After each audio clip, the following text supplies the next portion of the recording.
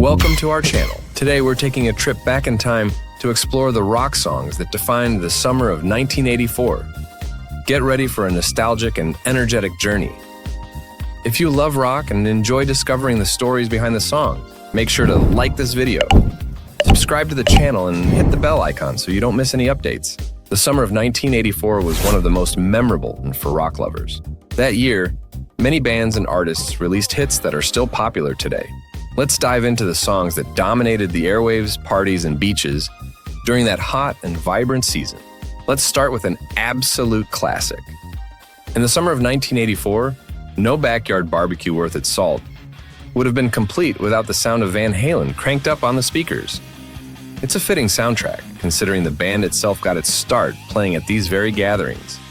Coincidentally, January of that year saw the release of Van Halen's 6th studio album, simply titled 1984. While some fans were surprised by the band's embrace of synthesizers on the album, it proved to be a hitmaker, spawning several songs that climbed into the top 20. One such song was Panama, the third single released in June '84. It reached number 13 on the Billboard Hot 100 chart. Duran Duran, the heartthrobs of 80s new wave, released their third studio album, 7 in the Ragged Tiger, in 1983. But The Reflex, destined to become a major hit, wouldn't arrive as a single until late April of 1984. This version was a significant remix compared to the album track. It took its time climbing the Billboard chart, but eventually reached the coveted #1 spot on June 23rd, holding onto the top position for 2 glorious weeks. In 1984, glam metal was at its absolute zenith, with Hollywood's Sunset Strip being the epicenter of the scene. Rat, one of the many bands that emerged during this period, took a little while to find their footing. Their debut album, Out of the Cellar, dropped in February, but it gained momentum slowly. The same went for their single, Round and Round. It took 4 long months for the song to even crack the Billboard Hot 100, eventually peaking at a respectable number 12 in August.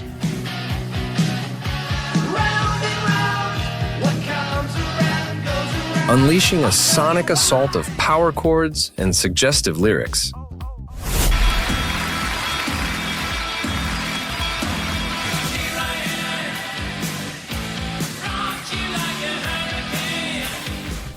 Rock You Like a Hurricane was the epitome of an 80s rock anthem.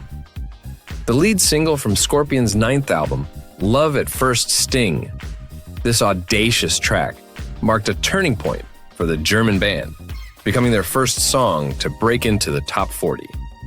The song remained on the charts for a solid 16 weeks, reaching its peak position over Memorial Day weekend. A perfect soundtrack for the summer. The summer of 1984 kicked off with a rebellious bang as Twisted Sister released their anthemic fist pumper, We're Not Gonna Take It. This electrifying battle cry against authority resonated deeply with young people across the nation. The song became a major hit, propelling it to number 21 on the Billboard Hot 100 chart, a feat that remains Twisted Sister's only top 40 entry. Bruce Springsteen was a rock legend long before the 1980s. But 1984 was undeniably his summer.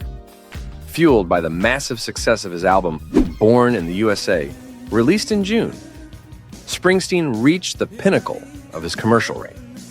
The album's lead single, Dancing in the Dark, dropped beforehand and became his biggest hit ever. The song was everywhere that summer, spending a whopping 4 weeks at number 2 on the Billboard Hot 100 chart, starting June the 30th, 1984.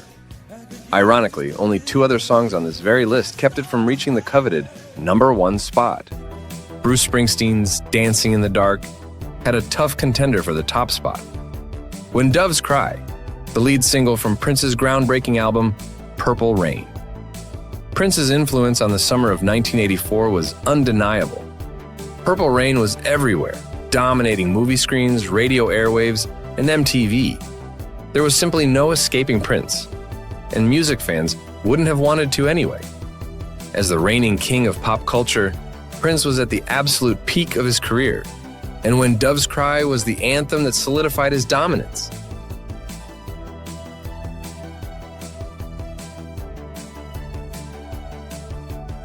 We warned you Prince was inescapable. Unlike most artists who let their first single ride the charts, Prince wasn't one to wait. Hot on the heels of When Doves Cry, he unleashed Let's Go Crazy as the second single from Purple Rain on July 18th. Just like its predecessor, the song became a chart-topping juggernaut, reaching #1 on the Billboard Hot 100.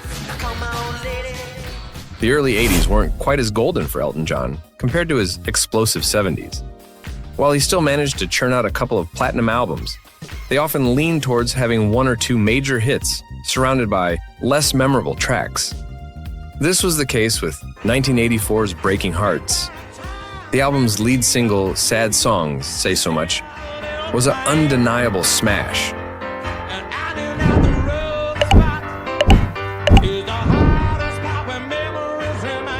Soaring into the top 5. However, the rest of the album struggled to maintain that momentum. Only one other song, Who Wears These Shoes, managed to sneak into the top 40.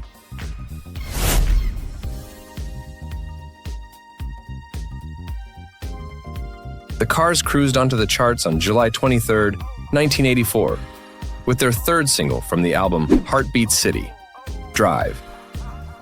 This heartfelt ballad, layered over a bed of lush electronics, captivated listeners worldwide. It became the band's biggest commercial success ever, reaching a high point of #3 on the Billboard Hot 100 and propelling Heartbeat City to multi-platinum status.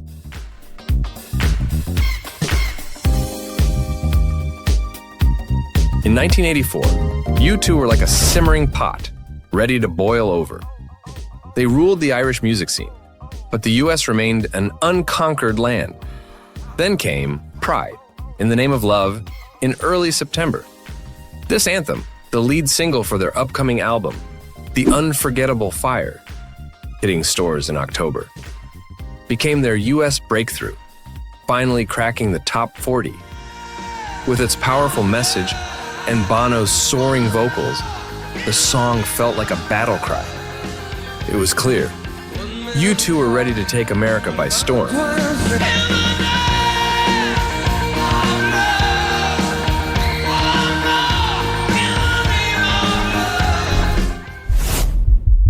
Billy Idol may have thrown down the gauntlet with the fist-pumping Rebel Yell, the title track of his hit album. But critical acclaim and chart dominance belonged to a surprising underdog, Eyes Without a Face.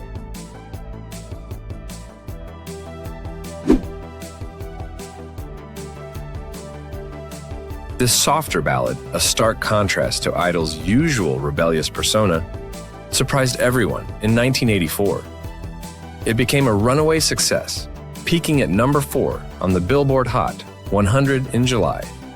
Aided by a music video that became an MTV staple, Eyes Without a Face not only expanded Idol's fanbase, but also cemented his place as a rock icon for the decade. It seems even punks have a soft side, and America loved it. The music world had seemingly left Tina Turner behind. The electrifying singer who scorched the stage with Ike Turner in the 60s and 70s had faded from the spotlight. But in 1984, a phoenix rose from the ashes. Escaped from her abusive past and with barely a dime to her name, Tina unleashed Private Dancer, a comeback album that defied all odds. What's Love Got to Do with It, its second single, became a summer anthem that wouldn't be ignored. The song spent 3 glorious weeks at the top of the Billboard Hot 100 and swept 3 prestigious Grammys. It wasn't just a comeback. It was a royal decree. Tina Turner, the undisputed queen of rock, had roared back to reclaim her rightful throne.